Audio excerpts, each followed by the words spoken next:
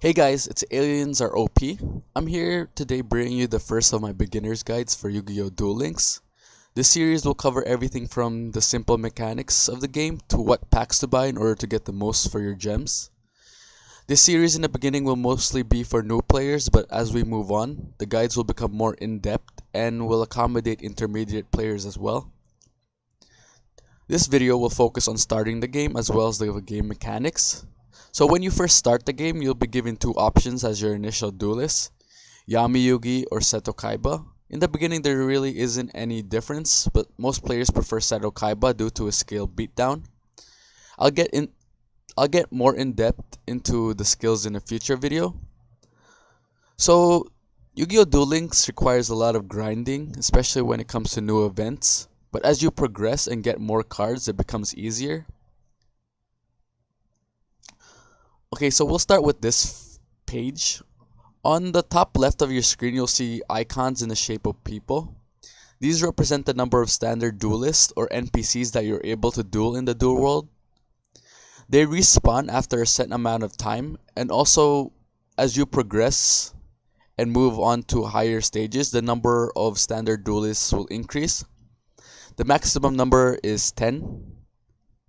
This brings me to the stage mission, which is just below the standard duelist icons.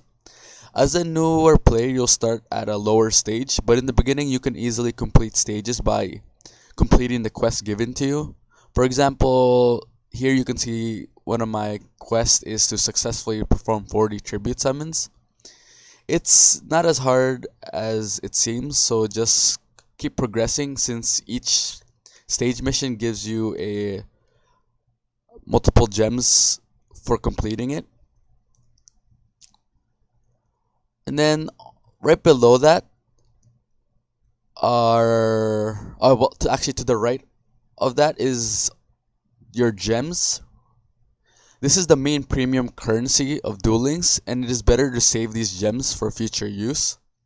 Gems can also be bought with real life money, but also can be earned through multiple ways like events, daily logins, quizzes, stuff like that. To the left of the gems is your gold currency. You don't need to worry about this at the moment because later on in the game you'll have way too much gold than you'll ever need. Unless Konami decides to implement another method of spending your gold. Gold is mostly used for trading, getting cards in the card trader. So right below your gems are 4 icons. The first one is your gift box. This is where many of your presents or prizes from events will be sent to, which can be retrieved. In addition, you could also exchange your card tickets here to get certain cards. I'll get more in depth into this in a future video, like which cards to get and why, which cards are more useful than others. Next to the gift box is the notification or info icon. This is where Konami announces current or future events and any issues that Konami has found.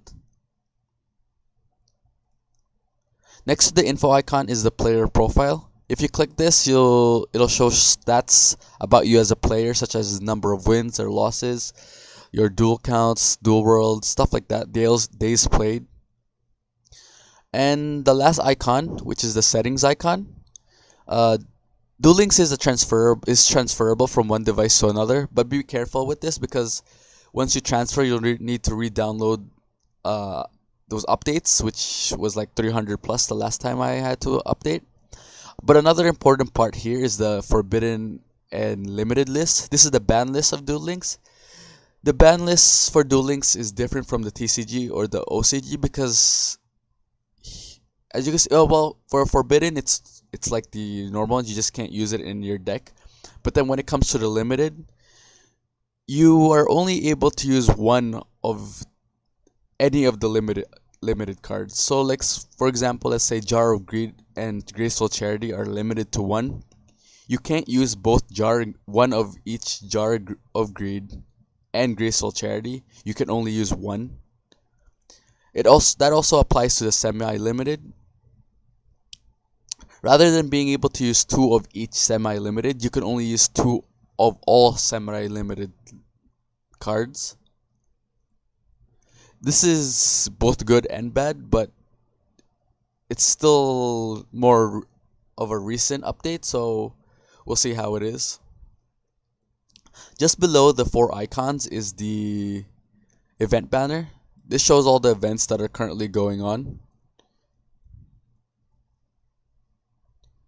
Uh, Konami gives us a lot of events like 1 times 1.5 XP, things to help you progress through the games.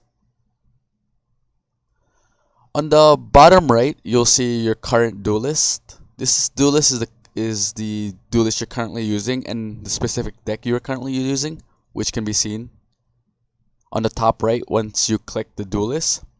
This can be easily changed, so you can choose whatever duelist you want to play. You could use Rex Raptor, uh, Seto Kaiba, Joey Wheeler. You These duelists will be usable after getting them. There's like different events or even quests that you can do in order to use these different duelists. Okay, so the right below the icon, there are four more icons, or right below the character, there's four more icons representing the four different parts of Duel World. The most left icon is the gate. This is where you can duel characters you currently have in order to acquire the rewards. In a future video, I'll cover which characters to duel in order to get certain awards that are more useful than others, or certain awards that you can use to progress faster in the game. Here you can also access Duel School, in which you can try different decks and do quizzes in order to receive gems. As a beginner, this is one of your main sources for gems. On the next map, this is the PvP arena. This is where you can duel other players in real time. And as you win more, your rank gets higher. You will begin as a bronze player and you have to work your way up to King of Games. You will receive rewards as you move up in rank. And also you can do casual duels here, or you can even duel your friends. The next map is the card shop and the card trader. The card shop is where you can buy packs in order to get cards to use in your deck. Each pack is 50 gems. I will get into more in depth into where you should spend your gems in order to get the best for your buck. Because currently some of these packs are outdated and they're like the number 1 and the number 2 main boxes are kind of useless at this moment, except for certain cards. The card trader, on the other hand, is another way to get cards. The cards are really limited, but some are quite useful. I will also get into more in depth about that later on. The last map is the card studio. In the card studio, you can view and edit your decks, customize your card sleeves and your game mats. But more importantly, here you can convert your cards into gold and stones. Stones are necessary in order to get cards from the card trader. But as a beginner, I suggest not to convert cards yet. It is not necessary, and you will regret it later on. Especially do not convert any super rares or ultra rares, because as you progress in the stage later on, you might need certain ultra rares in order to complete a quest. And that's basically it for things you should know about the game. But just some thoughts about the game. This game is really fun and nostalgic, but my only problem with the game is that it is too pay to win, especially recently as Konami has been slowly decreasing the amount of gems they give away. You can still be competitive as free to play, but it requires more grinding and more time playing. Hopefully Konami will make changes in the future that will make this game more competitive, but we'll see. And so subscribe and like this video and click the notification in order to be notified for the next video in this series. And here's just a bonus. You can click the fountain, the lamppost here on the top of the card shop. the garbage can in order to receive randomly 1 to 5 gems. And you could do this every day or I think it's every 7 hours. But yeah, it's an easy way to get gems. You could also click here on the street play to receive 5 gems to just watch one replay a day. And that's it for my guide. Thanks for watching.